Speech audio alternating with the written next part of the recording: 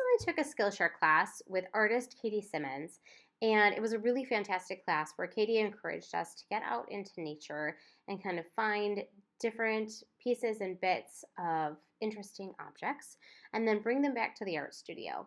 So the first step for me was preparing my acrylic paint. I decided to mix up red and orange to kind of make another orange.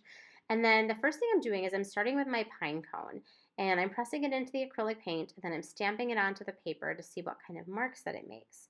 This texture was really interesting and definitely is one that I want to explore further.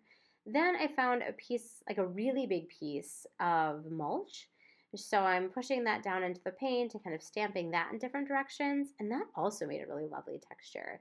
So this whole experience was kind of all about seeing what kind of marks nature and natural objects could make, and then you can use that in future art exploration. I love unconventional mark making, so using nature to get at that was a really wonderful thing for me. And it added a lovely kind of search out the interesting nature on the walk that I took where I found all of these. This one was kind of like a sort of like a stick. I used it in a lot of different ways, both scraping it and then stamping it down. I really enjoyed the stamping down method. And then this one was a part of a tree that had fallen off. This one proved a little bit more challenging just because it was so delicate and it kept falling apart and getting stuck in my acrylic paint. But I did like the very subtle marks that it made. It was really a lot of fun. So this is definitely something that I'm going to explore further. Katie has given me so many ideas for ways that I can incorporate this into my art practice.